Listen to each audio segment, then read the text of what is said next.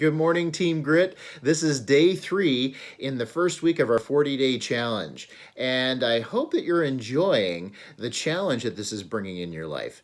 Why would I say, wait a minute, enjoy the challenge? Yeah, I mean, enjoy the challenge because without the challenge, how would we know that we have a deep and courageous faith in God?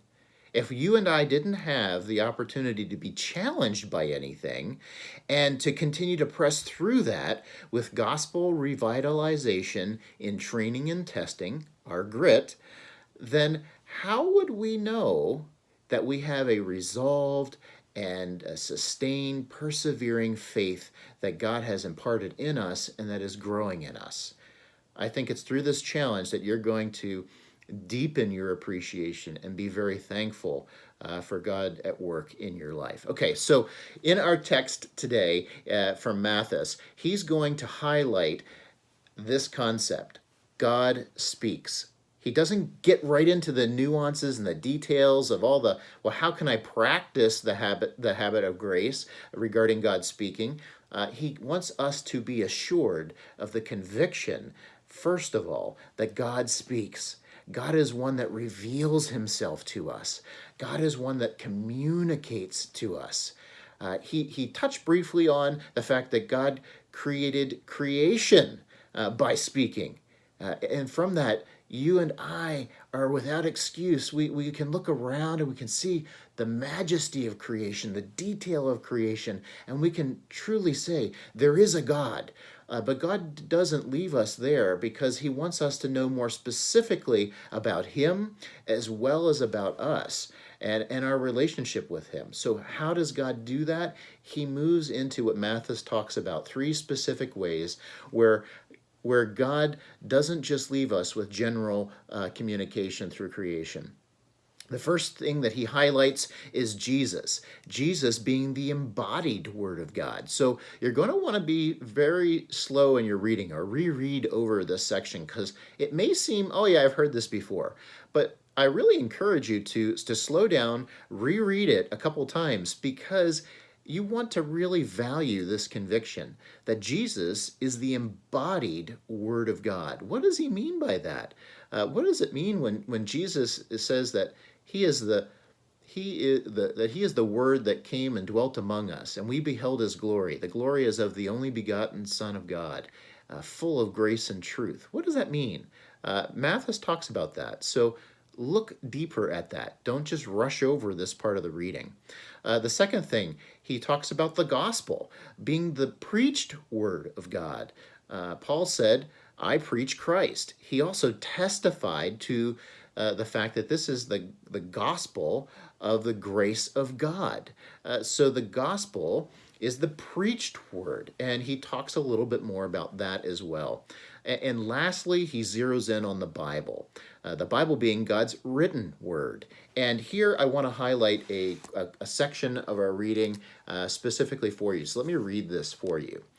Just as crucial as it is for spiritual life that we have God in his word, Jesus, and that we have Jesus in his word, the gospel, so we need the scriptures of God's inspired, inerrant, and infallible revelation of himself. Without the Bible, here we go. Without the Bible, we will soon lose the genuine gospel and the real Jesus and the true God. For now, if we are to saturate our lives with the words of life, we must be people of the book, which is no necessary prescription to every Christian for the same particular habits. In other words, the habits that you can come up with, there are many things that you can practice. And he's not saying there's a specific prescription for everyone that must do the exact same thing in the exact same way, but he's going to highlight some of those later. But he says it is a summons to the principle of soaking our lives in the voice of God and diversifying the portfolio of access.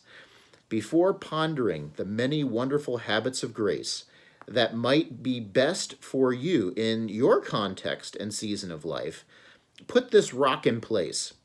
Fashion rhythms of life that help you revolve around having God's incarnate word, by God's gospel word through God's written word.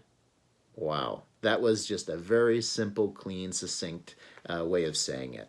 And so you're going to be reading today and learning to treasure and value the fact that God communicates with us. Nothing in this world is more challenging than our communication with each other. We often misunderstand each other. We often get it wrong, and there's conflict that arises. We often don't take the time to seek to understand first before we launch into judgment and criticism or attack. So God doesn't want us to be caught off guard here. He wants us to understand what we need to know about Him and also ourselves and our relationship with Him. And not only that, but how we can live and experience His grace at work in our life. And He gives us clarity through Jesus, through the gospel, and through the written word of God.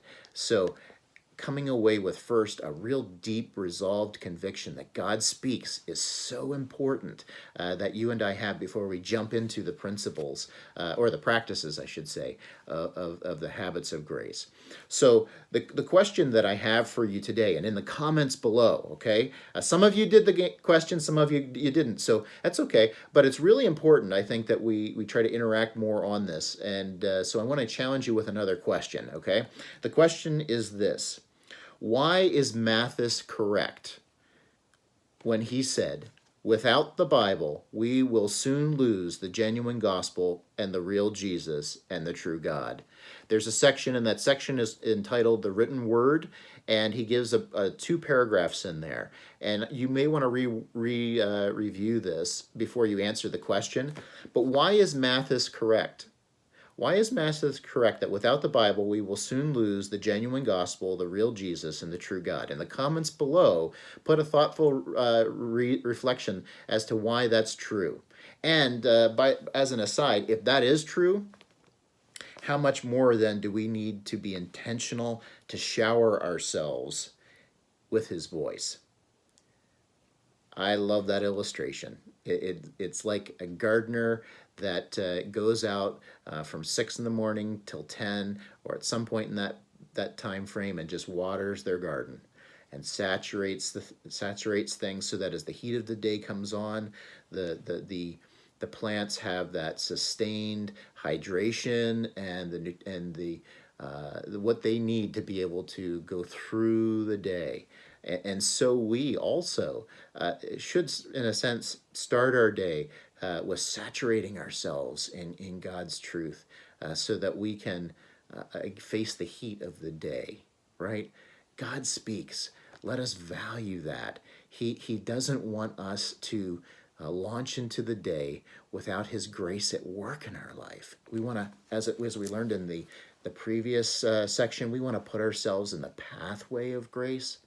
These means of grace that God uses, take advantage of that. Avail yourself of that today. Don't miss that.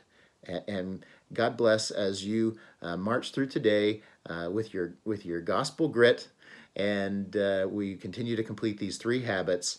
When you're done, answer that question that I said. Why is Mathis correct about that quote? Give your thoughtful consideration and post that you're done later today as you complete those 3 habits. I'm excited to continue to be on this journey together, and I look forward to reading your posts and dialoguing with you. If you have any questions, again, throughout our time together, please just friend me on Facebook, and you can message me directly, okay? God bless. Go Team Grit!